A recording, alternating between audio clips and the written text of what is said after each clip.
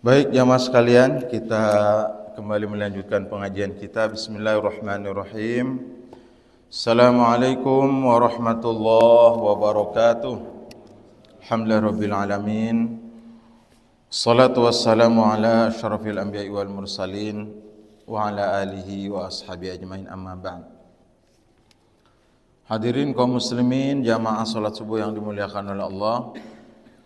Pada pagi hari ini kita akan melanjutkan kajian kita tentang sholat yang dulu dari kitab Fiqh Sunnah sudah selesai pembahasan sholat fardu beserta rukun, ya, syaratnya, dan juga ditambah dengan sholat-sholat sunnah. Kemudian beralih ke surga dan neraka.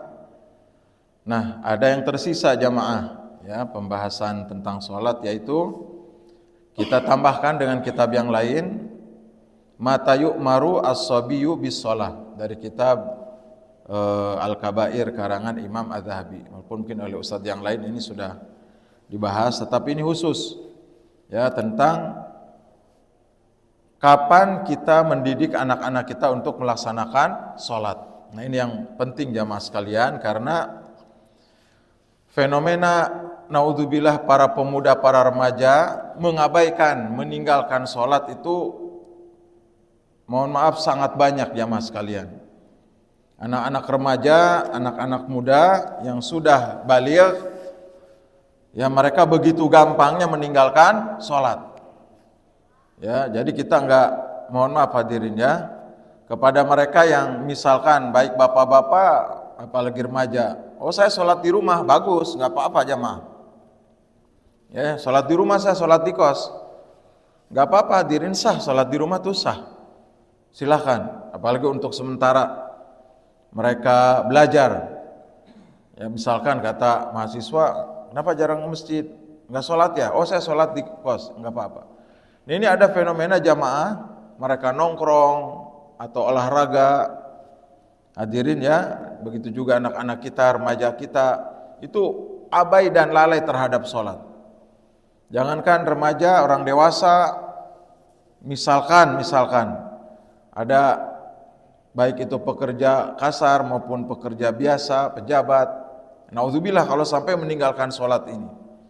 Nah, sehingga para ulama mengatakan Rasulullah SAW memerintahkan para orang tua jamaah di dalam hadis yang sahih, semenjak umur 7 tahun anaknya harus dididik sholat, dan ketika umur 10 tahun dia harus dipukul kalau tidak mau sholat. Tapi dipukulnya dipukul yang sifatnya apa Pak?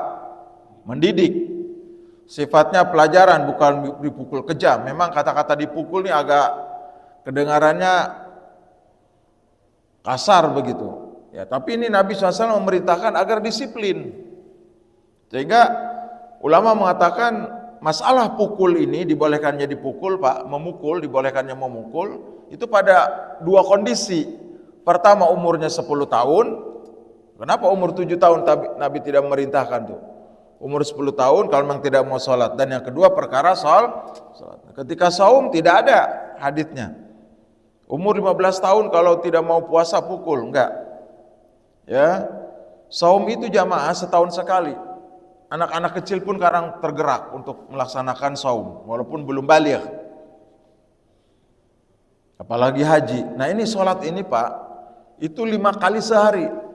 Jadi dia seolah-olah tuh capek dan bosan, harus ke masjid lagi, harus sholat lagi. Nah sehingga bagaimana sholat ini itu menjadi karakter, nempel pada anak-anak kita. Sehingga Nabi SAW mengatakan dalam hadis, muru auladakum bis salati wahum abna'u sab'in, mohon maaf. Perintahkanlah anak-anakmu untuk melaksanakan sholat ketika mereka umurnya 7 tahun, abna'u sab'in.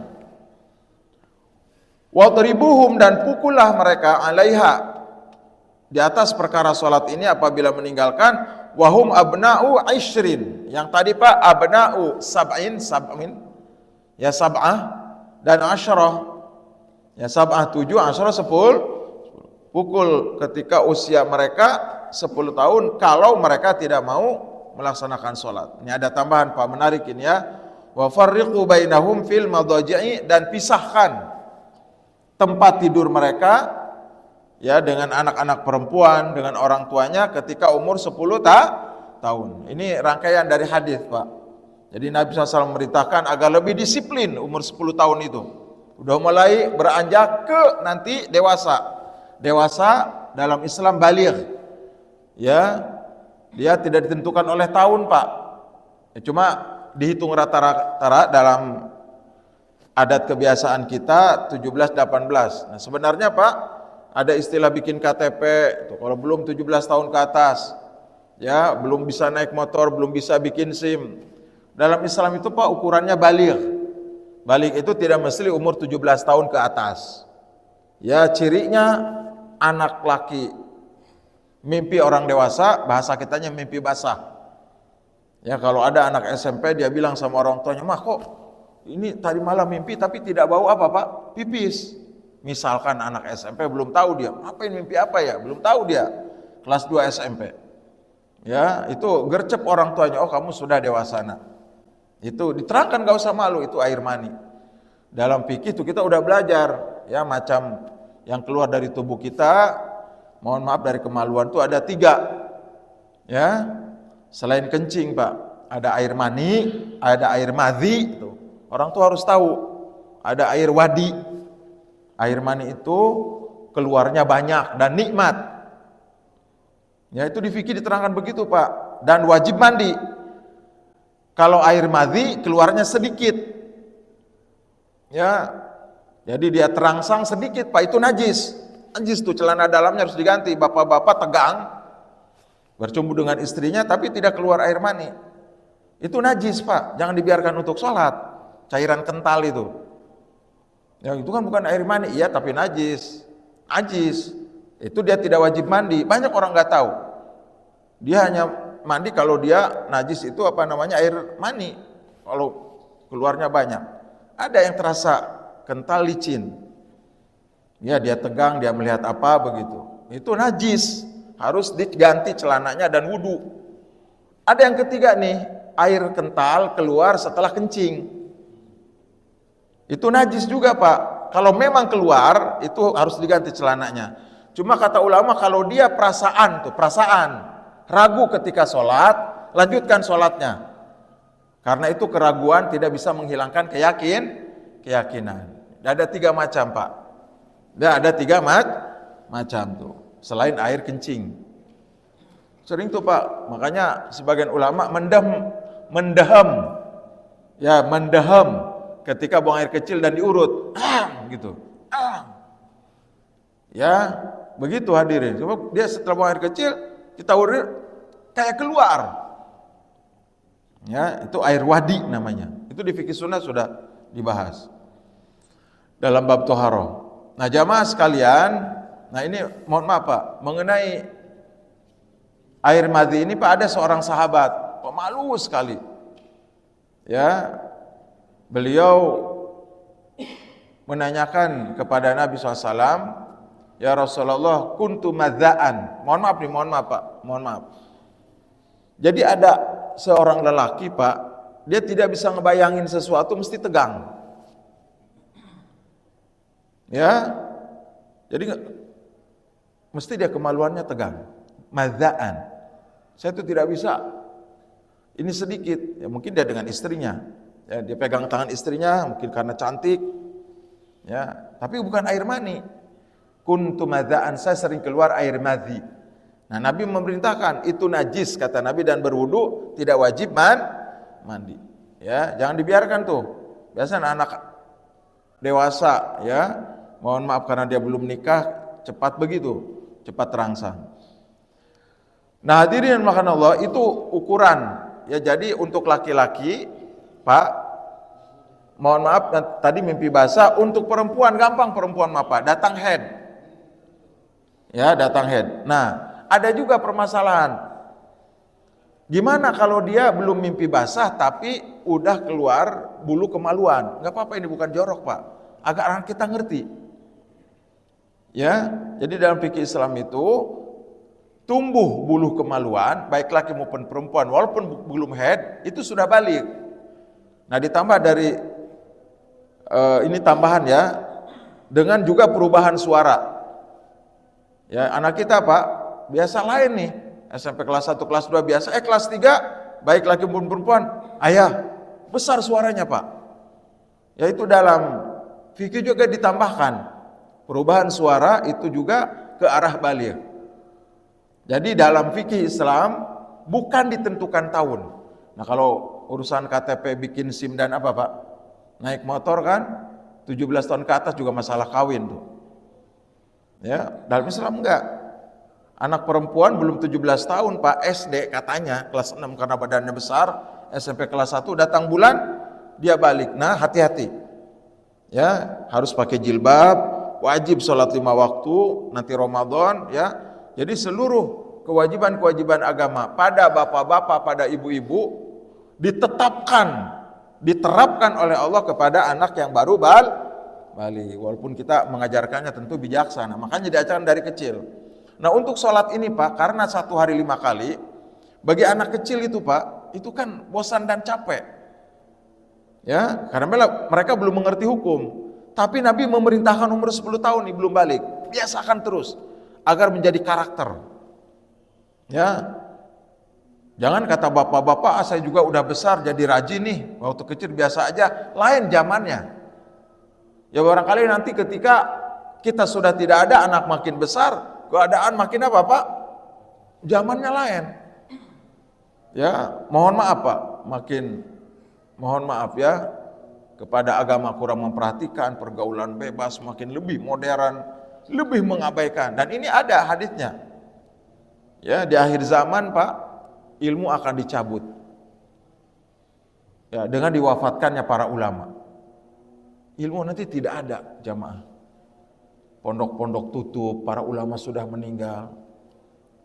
Bahkan di akhir zaman sekali menjelang kiamat Pak, seluruh manusia durhaka. Baik itu kafirnya maupun orang Islamnya.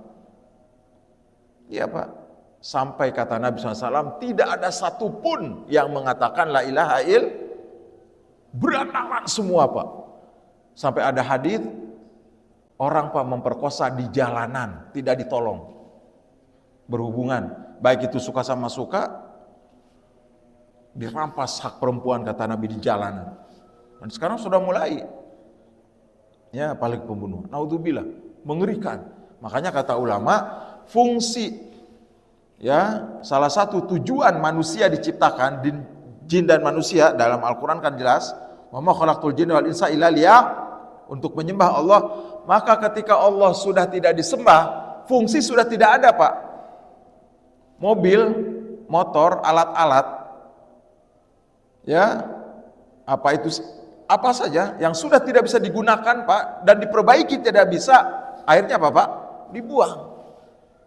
Handphone Pak, pernah Bapak punya handphone pecah, masih diganti screen-nya nih. Jatuh lagi, terlalu mahal Pak, ini susah diperbaiki pun sangat mahal, dibuang. Daripada memperbaiki 1,5 juta, lebih baik beli baru kata Bapak 2 juta. Ya, dibuang, tidak ada manfaat. Manusia supaya beribadah.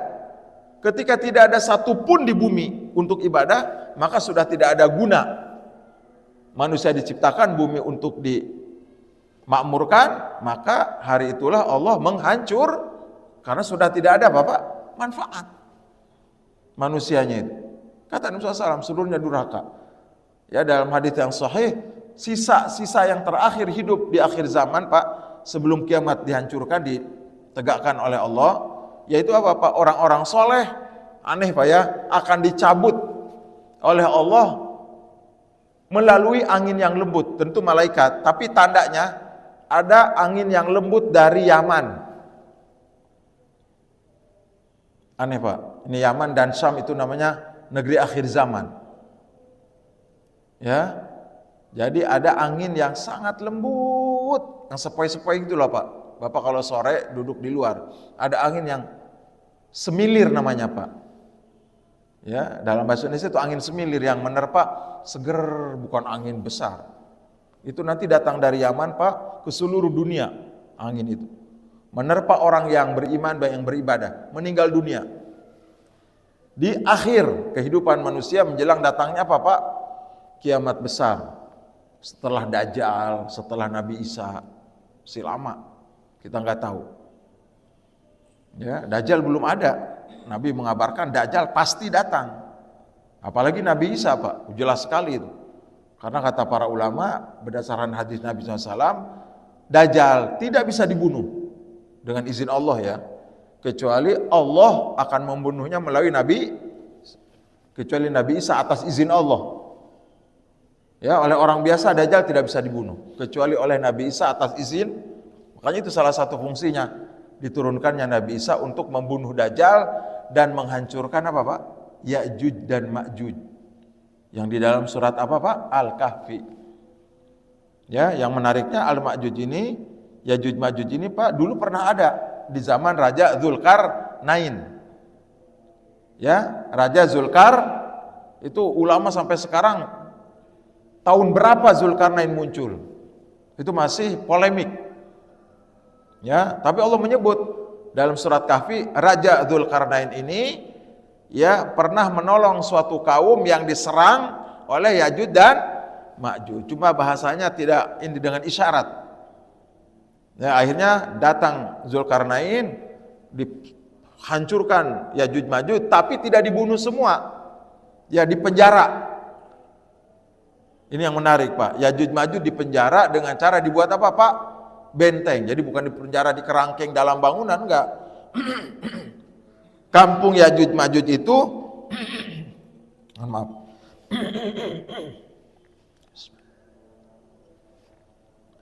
Pak, kampung Ya'juj Ma'juj itu Pak di benteng. Di bentengnya Pak bukan dengan tembok, dengan apa Pak? Cairan besi dan tembaga. Cairan apa Pak? Besi dan tembaga.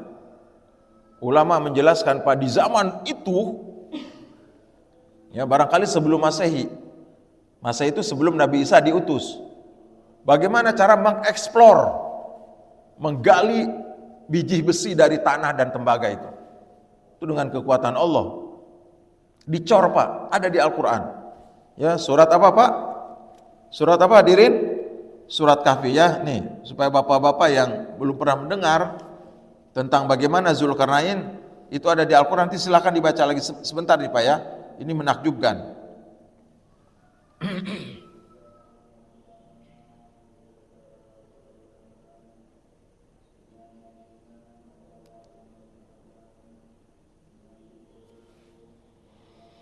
Astagfirullah, kalau dicari nih, sebentar Pak, sebentar.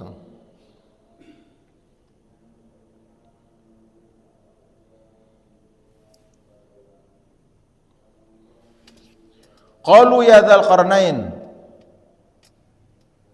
Ini Pak ya, mereka orang-orang kampung yang diserang oleh Dzulkarnain berkata, wahai Dzulkarnain, inna Ya'juj wa Ma'juj, di sebelah itu ada kelompok Ya'juj Ma'juj yang membuat kerusakan. Mereka terus menyerang kami. Fahal naj'alaka kharjan 'ala an taj'ala bainana wa bainahum sada? Bisakah engkau menciptakan sada, benteng yang kuat supaya mereka tidak keluar lagi menghancurkan kami? Atuni zubarul hadid.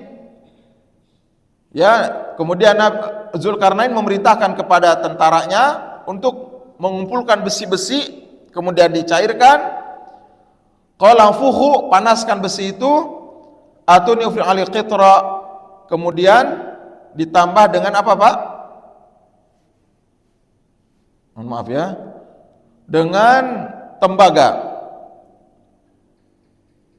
Apa yang telah dianugerahkan kepadaku, ya, bahkan orang kampung tersebut akan memberikan imbalan. Ya, kalau engkau bisa membuat benteng yang kuat menghalangi si Ya'juj Ma'juj, maka kami akan berikan imbalan. Raja Zulkarnain menolak. Ya, imbalan dari Allah itu lebih baik untukku, kata Zulkarnain. Berikanlah aku potongan-potongan besi. Jadi Pak, besi dipancang begitu. Nah, yang paling aneh jamaah sekalian, atuni ufri ali qitra. Jadi Pak, kalau kita kan besi ya, kemudian isi besi itu apa? Cor ya, pakai kayu itu. Kalau ini bukan Pak, tembaga. Ya, jadi rangka besi ya gitu. cairannya bukan semen, tapi tembaga. Jadi kokoh sekali.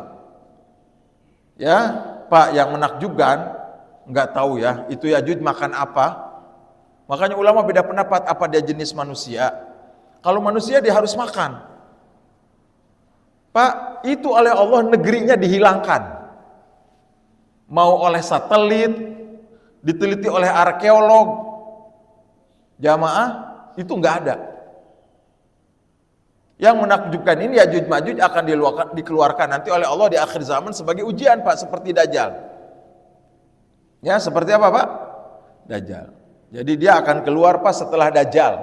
Dajjal dibunuh, ya, umat di seluruh dunia aman kembali, muncul Yajuj Majuj. Itu atas izin Allah. Yang kampung negara negerinya banyak, Bapak kalau baca di internet banyak kemungkinan di daerah Rusia, di perbatasan Azerbaijan, karena ada bukit besar seperti ada tembok besi, ada di internet banyak, itu analisa. Tapi dilihat ke sana, di balik di ini nggak ada. Jadi Pak, ada 2 gunung besar, jadi kampungnya negeri Yajuj Majuj, Pak, diapit oleh 2 gunung. Nah, jalan di timur dan di barat ya, Pak, ini 2 gunung besar, Pak, utara selatannya. Besar gunung itu, nggak bisa didaki. Dia hanya keluar melalui timur dan barat, kampungnya itu, Pak. Nah, timur dan barat itulah yang dibenteng oleh siapa, Pak? Oleh Dzulkarnain. Sampai Nabi kata dalam hadis yang saya menyampaikan, setelah dikurung oleh Yajuj Majuj, Pak, tidak keluar sejak itu, udah ribuan tahun. Dan dia memahat tembok besi itu, tok begitu, Pak, ya, bolong. Tapi karena belum cukup mereka untuk satu badan keluar, didiamkan, capek. Bukan dari tembok tanah dan batu, dari besi kuat. Akhirnya mereka tertidur. Besok kita lanjutkan lagi. Pas ketika besok tembok itu merapat kembali, bolongnya tidak ada. Terus, Pak, itu. Ya, itu dari ribuan tahun. Dari semenjak dibenteng oleh Tuhan sampai sekarang, Nabi mengatakan mereka tiap hari membolongi tembok tersebut, tapi setiap kali dibolongi, mereka datang besok pagi, tertutup lagi, akan ada masa, kata Rasulullah SAW, hadabi yang silun, mereka akan keluar seperti air bah. Jadi oleh Allah dibongkar itunya, Pak. Air bah atau air apa? Air banjir yang jebol apanya, Pak? Bendungannya itu. Menyeruak, biar gitu ke seluruh dunia. Sampai Nabi mengatakan tidak ada air tawar kecuali diminum habis oleh Yajuj Majuj. Dia berbuat kerusakan. Aneh, Pak, miliaran ini jumlahnya. Setiap jengkal ada Yajuj Majuj. Nabi nggak mungkin bohong. Setiap jengkal itu ada Yajuj Majuj. Ya, dan dia pun tidak bisa dibunuh kecuali atas izin Allah melalui Nabi Isa alaihi salam. Jadi nanti di akhir zaman itu kacau. Ya, maka untuk membentengi anak-anak kita, Pak, dengan ilmu agama dan dengan salat ini. Nah, yang menarik, Pak, kata ulama, kalau dalam hadis umur 10 tahun dipukul, tentu pukul yang sifatnya apa, Pak? Mendidik dan pelajaran. Bagaimana kalau sudah dewasa hukumannya tuh? Ya, sudah balik 17, 20, 35 terus sampai bapak-bapak, bahkan ada yang 50, 40 tahun tidak mau sholat. Ini orang Islam udah dewasa tidak mau sholat, kecil aja dipukul, kalau besar diapain tuh? Itu pertanyaan di kalangan ulama, Pak. Mesti ada tindakan. Apa kata para ulama? Ulil amri waliul amr. Ulil amri, Pak, itu apa? Pemerintah itu harus turun tangan. Sekarang, Pak, bisa diketawain kita oleh pengacara-pengacara, oleh mahasiswa. Apa turun tangannya? Nangkepin orang-orang yang tidak mau sholat.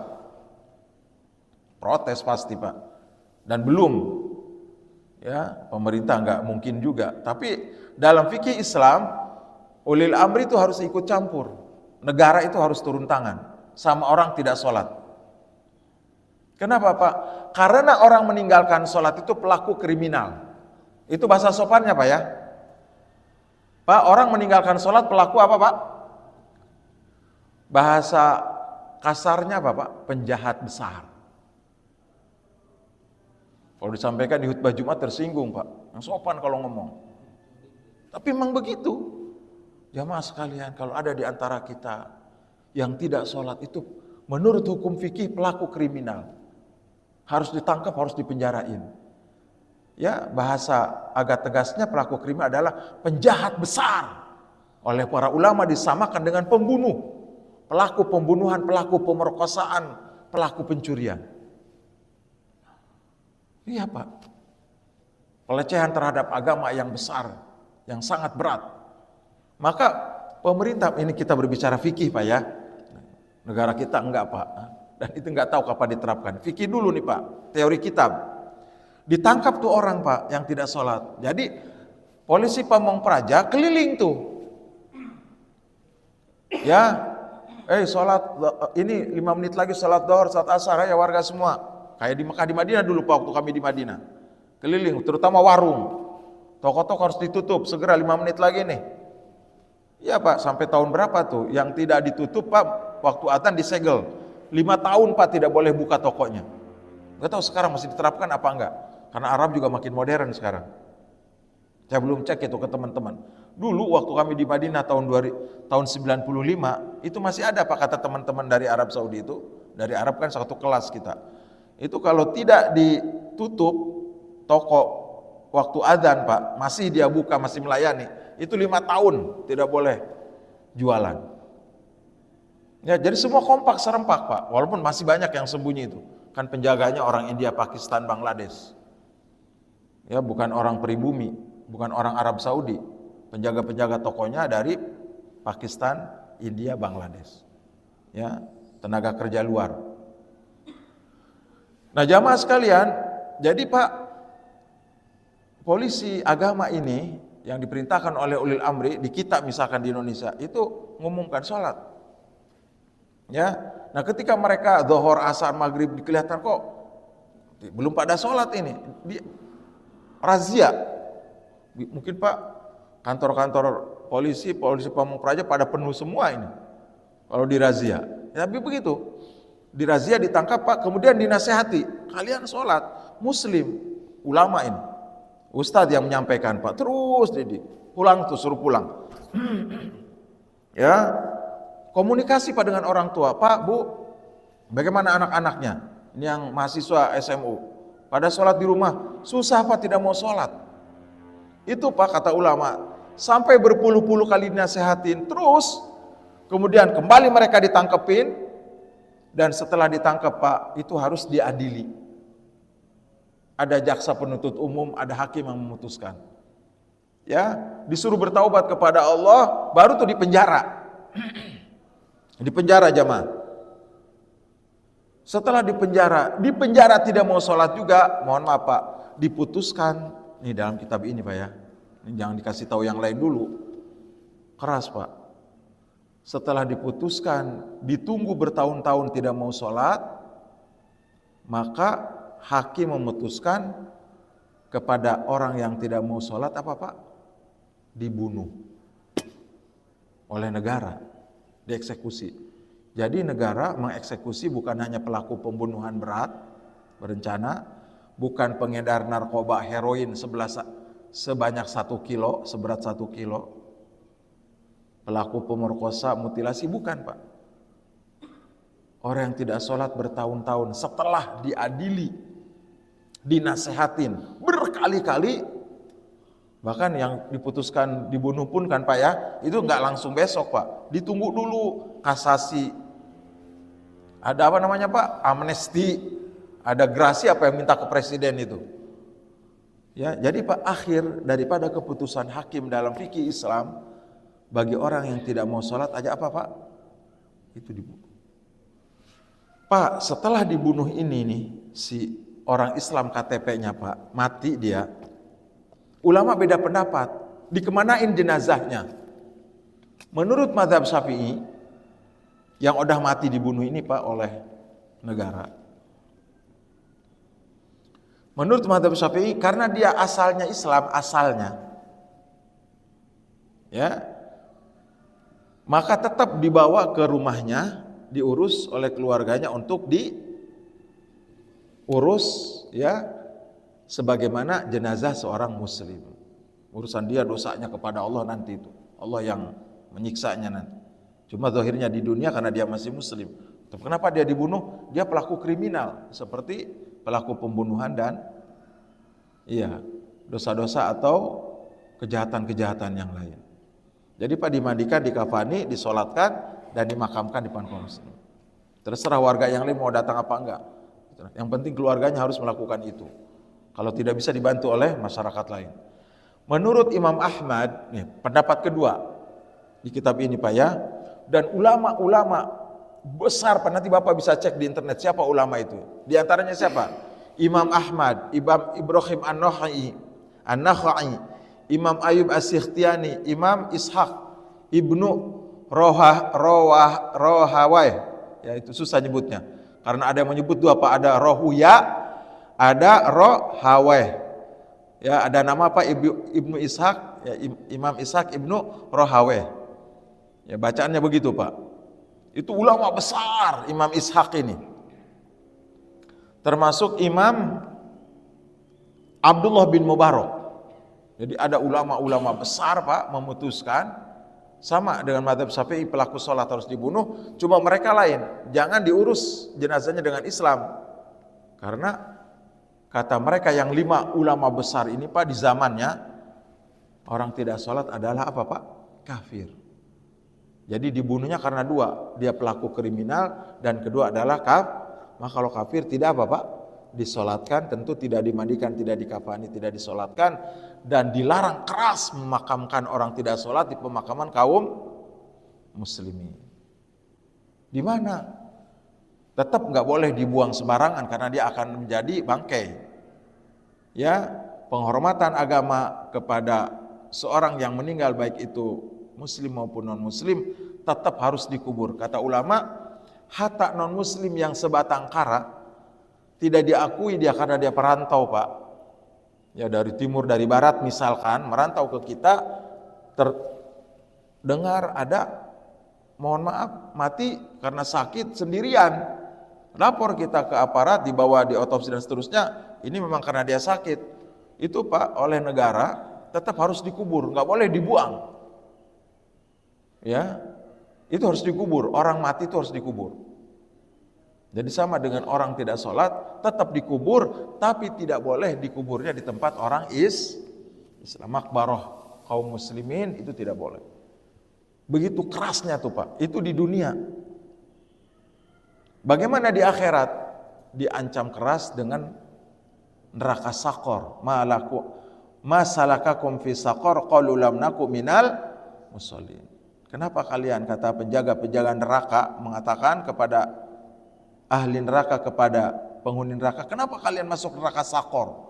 Neraka yang sangat berat, yang sangat kejam. Sakor itu ada di lembah Jahanam. Jahanam Pak, ada satu lembah yang khusus untuk orang yang tidak sholat. Karena mereka mengatakan si penghuni ini, qalu lam naku minal musallin, dulu kami di dunia tidak pernah sholat. Maka begitu berat Pak, bahaya besarnya meninggalkan sholat, sehingga kepada kita yang bapak-bapak udah sepuh punya cucu, kasih tahu anak-anaknya Pak. Nah itu cucu ayah jangan sampai tidak sholat, kamu juga hati-hati. Orang tua harus menjadi contoh. Ya, jangan biarkan dia main terus. Pak masih kecil, enggak. Abah pernah dengar dari ceramah, 7 tahun kata Nabi itu. Harus diajak ke masjid, harus diajarkan sholat, bahkan 10 tahun harus agak tegas. Nanti Abah khawatir nih SMU dia sembarangan. Iya Pak, main futsal, main bola, olahraga, basket apa, kegiatan sebagiannya ya. Ada yang tidak sholat, menggampangkan. Bahkan yang paling membuat perih apa Pak? Jumatan. Kan mereka keluarnya sebelum Jumat setengah 12 itu Pak. Nggak tahu kemana ngelayap. Kadang tidak, makanya anak kami sekolahnya di tempat sekolah Islam ya. Dia tetap pulang setengah 12. Nah kita kan udah duluan nitip ke kakaknya di rumah. Tolong ya, Mikdad kalau pulang segera siap-siap. Apalagi sekarang jam 12 lewat 5 apa ya? Sebentar. Kadang dia sholat di sekolah, masjid di dekat sekolah. Kalau terlambat begitu. Nah jadi Pak, mohon maaf ini kepada kita agar disiplin. Nah, salah satu caranya, ini sedikit Pak ya, kita berbagi aja nih cara mendidik anak. Ada Ustadz Fauzil Azim, saya sarankan Pak, sampai sekarang kami tetap masalah anak ini menjadi perhatian besar, Pak. Kami tetap belajar lewat YouTube, ya lewat seminar. Kita belajar, bukan pembicara. Ya Pak ya, lewat online, lewat offline begitu, seminar online. Apa Pak? Mendengar para ahli-ahli pendidikan anak. Ya karena sekarang Pak hampir menjadi masalah. Anak-anak susah dididik, begitu Pak. Susah taat kepada orang. Kalau ada yang bapak anaknya taat patuh, itu Pak anugerah. Karena sering dengan perkembangan zaman. Ya, kami tetap belajar Pak. Kan masih ada anak kecil. Hadirin, salah satu di antaranya, ini Bapak perhatikan ya. Untuk yang ibu-ibu Pak ahli banget itu namanya Dr. Eli Risman ya, Pernah dengar Pak ya? Ada ibu-ibu agak tua, ahli banget itu. Udah pengalaman. Belajar hadirin. Ya bukan belajar fikih saja. Bagaimana lembut kepada anak, sikap dari orang tuanya, bersabar, metode. Bahkan Aisyah Dahlan, tahu Pak Aisyah Dahlan? Dia mah otak kiri, otak kanan, saya kurang ngerti itu. Ya, cara memanggil anak perempuan beda dengan cara laki-laki, cara bicaranya, Masya Allah itu.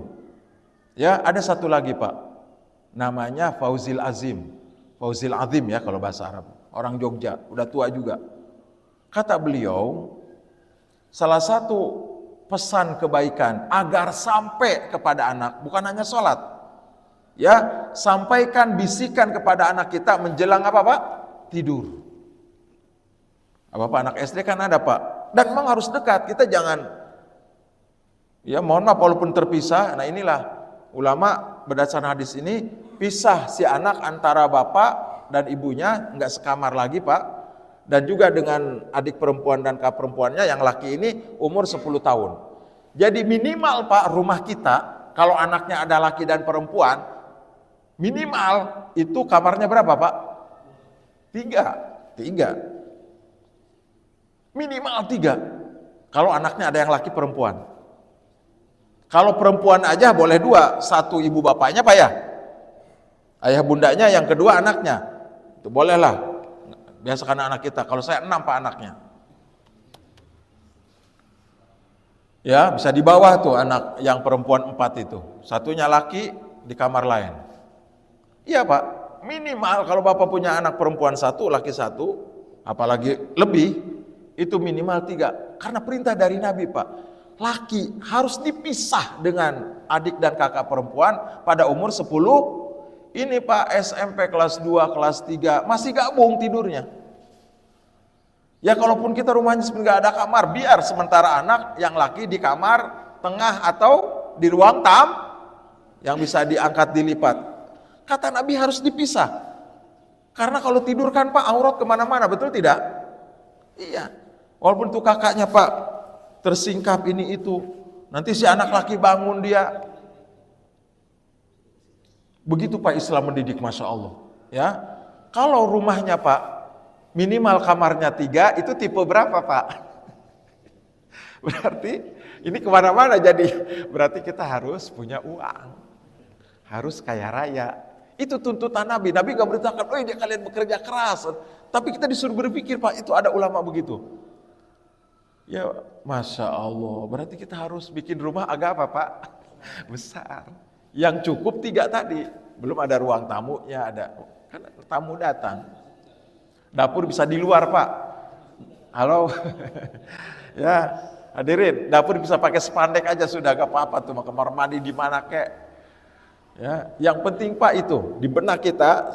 Saya sampai ke anak yang baru nikah gitu. Ya bukan kita harus nyosor nyari dunia. Ya memang diperintahkan oleh agama. Nah, ya Pak di rumah saya kamar 3, laki pisah, yang perempuannya gabung tuh. Ya, ya Pak ya, terutama yang muda-muda tuh harus kerja keras. Ingetin tuh sabda Nabi bahwa anak laki dan perempuan harus dipisah. Dengan kata lain, bahasa sederhananya, rumah kita minimal itu harus punya 3 kamar, ayah bundanya, kamar perempuan dan kamar laki. Jadi punya rumah besar Pak bukan sombong Pak, bukan. Hadirin, bukan sombong mewah, bukan. Tuntutan agama untuk terjaga auratnya. Jam berapa Pak? Sekarang kok udah mulai terang ini, 5:30. Oh, tanya jawab, nggih. Nah, sedikit Pak ya. Pak terakhir nih untuk informasi tadi. Halo Pak, mengenai orang tidak sholat setelah ditangkap, dinasehati, dibunuh, itu jangan disampaikan dulu ke salah paham nanti. Oh, masalah itu urusan pribadi, masa dibunuh. Ya, itu di fikih Pak ya, dan pemerintah juga enggak peduli. Itu di fikih Pak, intinya keras. Ya, ini untuk kita saja, sehingga pada anak-anak kita. Ya Pak ya, jadi gini Pak, sebentar sebelum pertanyaan, masih agak 20 menit ini untuk kita sholat. Hadirin, dibisikin Pak, ya kata-kata positif tuh, bahasa begitu Pak, kata motivasi juga. Nah, sholat perintah Allah yang paling utama. Kalau tidak sholat, rugi dunia dan akhirat. Nah, sholat itu sumber kebahagiaan. Kalau tidak, sengsara di dunia dan akhirat. Itu diulang-ulang Pak. Besok sholat sama ayah. Sambil kan Pak ada anak kecil Pak yang senang diusap-usap menjelang tidur itu. Itu Pak paling terbuka untuk menerima nasihat karena dia pikirannya kosong. Yang diingat apa Pak? Yang diingat dia mau tidur saja. Beda dengan anak habis main futsal Pak diteriakin, udah sholat kamu? Pak jam 5:30 lari-lari, keringatan, lapar. Belum dia kalah Pak 5-0. Dibentak-bentak. Wah Pak, itu dasar dia pusing dah. Capek, dia kalah, marah, dibentak. Enggak usah makan kamu kalau belum sholat. Enggak. Anak kecil Pak, SD kelas 5, kelas 6. Lari-lari ayah 5:30.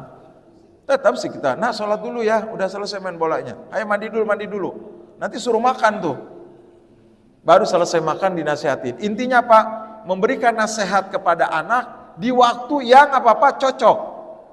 Yang sesuai dengan keadaan anak kita, diantaranya tadi Pak, bukan dalam keadaan lapar, bukan dalam keadaan marah, waktu yang sangat santai.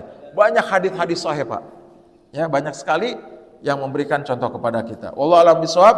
Itu saja yang disampaikan. Jam berapa kita sholat Pak tepatnya? Jam 6 ya. Nah, silakan 20 menit lagi.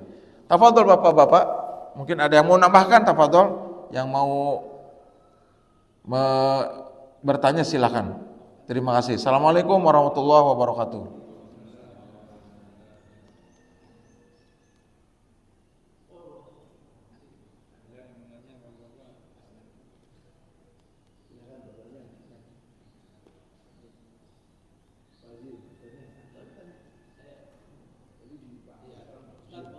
Mungkin silakan. Kan misalnya kita ini apa namanya rencana mau beli rumah baru. Ternyata rumah yang dijual itu kamarnya cuma 2. Rumah yang baru itu. Ini kan seperti di komplek ini nih. Nah. Kamarnya kan cuma 2 itu. Nah, itu gimana itu solusinya Ustaz? Padahal uangnya hanya cukup untuk beli 2 kamar aja. Iya. Terima kasih. Keadaannya begitu loh. Kita beli itu atau kita tunggu sampai uang cukup untuk beli yang 3 kamar. Oke. Masya Allah Pak ya. Waktu kita mau beli ada sudah balik ini cewek. Nah, terima kasih Pak. Mohon maaf. Bagus ini. Ya Pak, ini sederhana Pak, karena kami di kampung Pak, itu gabung ya. Itu saya juga masih ingat waktu kecil. Kamarnya cuma 2, kita tidur di rumah nenek kakek Pak, sehingga kami di ruang tamu. Ya, di ruang keluarga itu. Pun sederhana ya, ruang tengah lah bahasanya, yang bukan ruang tamu. Itu tergantung kebutuhan. Anak sudah besar, cewek cowok, uang cukup beli rumah yang kamarnya 2. Saya sarankan tetap beli saja. Ya Pak ya. Cuma si anak yang laki harus sabar. Jadi kasurnya diangkat dipasang. Dilipat dipasang. Jadi iya Pak, itu perintah Nabi, jangan digabung. Pak, auratnya kelihatan. Ya. Orang tidur itu Pak bebas auratnya. Anak kita hatta Pak mohon maaf, anak kita boleh bapak ibunya tentu melihat kepalanya, melihat anak perempuan tidak pakai jilbab di rumah boleh, tapi sampai kelihatan paha itu tidak. Apalagi anak remaja. Begitu. Ya. Nah, sehingga mohon maaf kepada ibu bapak, terutama ibunya juga, kalau ada anak laki kita makan apa jangan sembarangan juga. Itu kan kadang Pak pakai dasar semaunya, walaupun tidak harus pakai jilbab, rapih lah. Tidak transparan, tidak begitu ibu-ibu di rumah itu. Anak lakinya sudah besar. Ya, sopan tetap. Yang disebutnya oleh ulama, dada dan kemaluan itu aurat besar. Ya. Nah, jamaah sekalian, kalau bapak menunda, kita ingin tanya, di mana si laki tidur? Ya udah balik. Ya, kata bapak, nggak mau dia di ruang tengah, harus dipaksa, dikasih pelajaran agama. Iya, Pak, orang tidur kan mohon maaf Pak ya. Halo, kalau dia satu kamar walaupun di bawah, agak jauh, Pak, nggak ada orang tidur, tenang begini Pak, kecuali tua kita, pasti kesana kemari. Nanti dia berpelukan lama, nauzubillah. Yang ranjang susun juga nggak disarankan ya. Ya dia nanti turun lihat aurat. Pak, yang dimaksud itu Pak, tidak satu ruangan, karena akan kelihatan aurat. Iya. Begitu nggih. Mohon maaf ya, dengan izin Allah Pak ya. Memang luar biasa ini, teori banyak anak banyak rezeki Pak. Anak kami waktu kan perempuan 2 Pak. 2 perempuan awalnya itu. Yang kakaknya, terus yang kedua juga perempuan. Tipe kecil itu 2 kamar.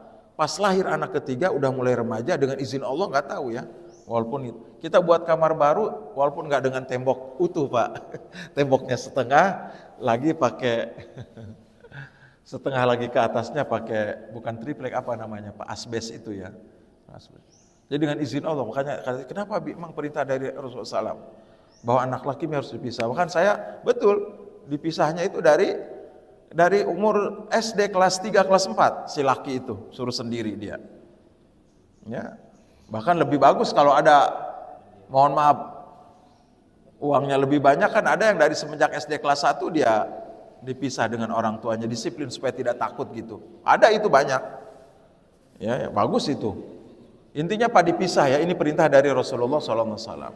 Mau di kamar mana dia terserah. Begitu. Ya silakan Pak, yang lainnya. Nih. Rajin nggih, Pak Dokter ya. Salam warahmatullahi wabarakatuh. Ya, menjelang nggih. Dasarnya apa saja? Biasanya kita mau tidur itu biasanya istri buat anak. Dasarnya apa biasanya anak? Iya, Pak, itu bukan hadis Nabi. Cuma kami anehnya itu Pak, teori itu bukan satu trainer ya.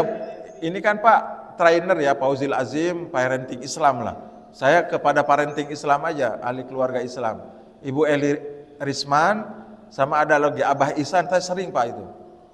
Ya, karena tetap kita masalah anak ini berat, terutama ya anak laki dan perempuan yang sudah remaja Pak. Aduh. Maksudnya Pak, dan bentuk gelombangnya itu apa?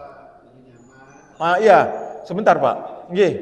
Jadi iya nanti kita Pak, nanti kita dengan istri coba sebentar kan. Ayah gitu, temenin dulu sebentar. Walaupun dia nggak sampai tidur banget, bahkan lama juga dia diusap-usap 1 jam dia. Ya, dirapikan tempat tidurnya, bismillah, kan itu juga diajar kepada anak. Kan Rasulullah gitu Pak. Ya, bahwa sebelum tidur dianjurkan untuk mengkibas-kibas itu loh Pak, apa namanya? Membersihkan. Ada hadisnya soal kalau itu. Ini Pak, ajar ini nak, kata Nabi harus dingin. Iya Pak, takut ada makhluk lain. Makhluk yang nyata, mohon maaf semut dan yang lainnya, kecoa ataupun makhluk yang tidak kelihatan. Ya. Dibersihkan, bismillah, nak baca doa ya, diusap sebentar, nah baru. Nah, saya begitu Pak, bukan hanya sholat, nak besok sama ayah ya sholat subuh, itu yang laki Pak, waktu SD, terus nanti di sekolahnya jangan nakal, terus ustadzah kan dia wali kelas ustadzah, kan biasa ke ustadzah perempuan gak takut Pak, ya, jadi jangan sampai nakal, hormat sama gurunya. Dengan teman-teman perempuannya juga jangan bercandanya berlebihan. Lebih baik dengan sama laki. Itu tiap ini Pak. Iya Pak, karena di kelas Pak itu yang nakal, yang lawan guru, bahkan yang ngerokok, yang ngelawan. Itu karena nggak ada nasihat, malah dibela oleh orang tuanya. Iya Pak, ada lagi kan anak SD yang dimarahin sama gurunya, dia ngelempar-lempar buku, kemudian kursi, biadab sekali itu. Itu kalau tiap malam Pak di rumahnya, nah dilembut, jangan ya. Jadi Pak memang gelombangnya gelombang tenang, jangan lama-lama istri. Misalkan kata Bapak nggak sampai kita tidur bareng juga, Saya paling 15 menit 10 menit. Mohon maaf. Ya. Itu kami dapatkan walaupun bukan dari hadis dan itu sangat efektif, Pak. Sangat efektif. Ya, seperti mohon maaf tergantung kondisi bapak-bapak mungkin lebih tahu. Kami Pak pulang sekolah dan berangkat ke sekolah. Berangkat ke sekolah, anak sudah makan, sudah fresh, mau ketemu temannya gembira, apalagi dikasih uang, naik motor, apalagi bapak di mobil sambil ngobrol, nak, hafalannya sudah berapa juz, murojaahnya jangan lupa, kapan mid semester, belajar yang baik nak ya, terus begitu. Dinasehatin Pak, jangan pernah bosan untuk menasehati, supaya anak-anaknya tidak nakal, tidak melawan ke guru, dan nanti Pak kepada kita, menjadi kenangan ayah yang wibawa, ayah yang tanggung jawab, ayah yang bijak, itu. Mohon maaf Pak, ini masalah anak agak berat sekarang. Sampai Pak Dokter, saya ceramah di SMP swasta Islam, ada ibu yang nangis, Ustadz, saya gagal jadi orang tua. Saya gagal, susah anak suruh sholat. Saya nasihat Ustadz, itu enggak didengar.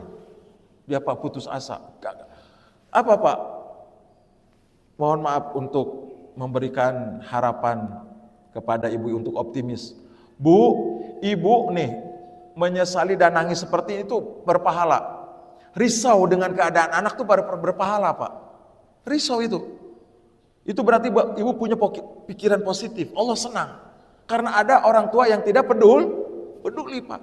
Pak, mohon maaf. Tuan Guru Bajang sampai marah. Yang kecimol jogetnya joget erotis Pak. Terus disawer di depan umum itu loh Pak. Di depan anak-anak joget berpasangan.